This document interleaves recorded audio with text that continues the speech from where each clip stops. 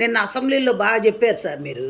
ఏమనంటే జీతాలు కూడా నేను అడుక్కొని చేబోదులు తీసుకొని ఇస్తున్నానని. అంత దుస్థితి ఎందుకు పట్టింది? కేసీఆర్ గారు తప్పు చేశారు కాదనట్ల. మరి ఆనాడు అసెంబ్లీ కట్టేటప్పుడు మీరు ఎందుకు అడ్డపడలేకపోయారు? కోర్టు కేసులు ఎందుకు వేయలేకపోయారు? దాన్ని ఎందుకు ఆపలేకపోయారు? ఆపలేదు. సరే అయిపోయింది.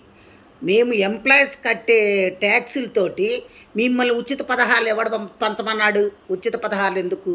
ఉచిత పథకాలు ఇచ్చి మా జీవితాలు నాశనం చేయమని చెప్పినోడు ఎవడు లేడు కదా. ఎవరు చెప్పారు మీకు? ఉద్యోగస్తులకు బడ్జెట్ ఉంటుంది కదా. మా జీతాలు మాకున్నప్పుడు మాది మీరు ఇంకా అడుక్కునేది ఎందుకు? వేరే దానికి ఎందుకు ఉపయోగిస్తున్నారు? ఫ్రీ బస్సు ఎవరు పెట్టమన్నారు? ఎవడైనా ఈ రోజుల్లో మరీ కూటికి లేని పేదలు నిరుపేదలు ఉంటే ఆధార్ కార్డు చూపెడితే వాళ్ళకి ఇవ్వాలి. అంతేగాని ఒక కూలోడు బయటకు వస్తే 800 రూపాయలు, 1000 రూపాయలు మగవాళ్ళకి, ఆడవాళ్ళకి 800. అలా సంపాదిస్తున్నప్పుడు అది తీసుకెళ్ళి ఎక్కడ పోస్తున్నారు? బ్రాందీ షాపుల్లో పోస్తున్నారు.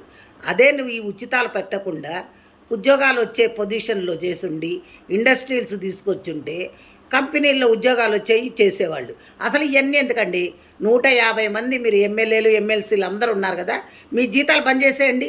మీకు జీతాలు ఎందుకు? 10 కార్లు ఎందుకు? మీ సొంత పైసలు పెట్టుకొని వాడుకోండి. కోట్లు పెట్టందే మీరు ఎమ్మెల్యేలు కావట్లా.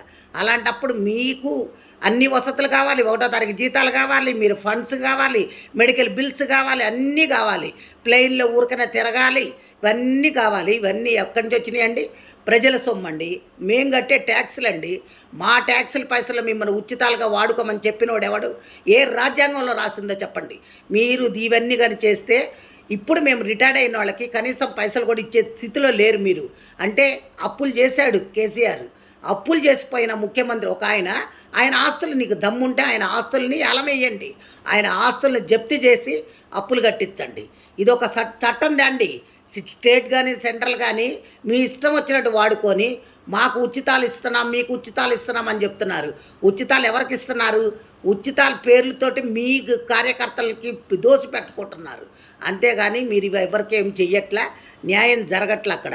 కాబట్టి దయచేసి మీరు ఇంకోసారి ఈ పిచ్చి సలహాలు ఇవ్వకుండా ఇప్పుడు ఎవరికైతే క్లాస్ 4th ఎంప్లాయీస్ కూడా జీపీఎఫ్ఐ పెట్టుకుంటే బిల్లులు ఇచ్చే స్థితిలో లేకుండా అయిపోయారంటే ఏమనుకుంటున్నారు? ముందు అర్జెంటుగా మా బిల్లులు మాకు పాస్ చేయండి. రిటైర్డ్ అయిన వాళ్ళకి మర్యాదపూర్వకంగా డబ్బులు ఇచ్చి పంపించండి. అది పద్ధతి. అందరు తిరగబడితే మటుకు ఊరుకునేది లేదు సార్.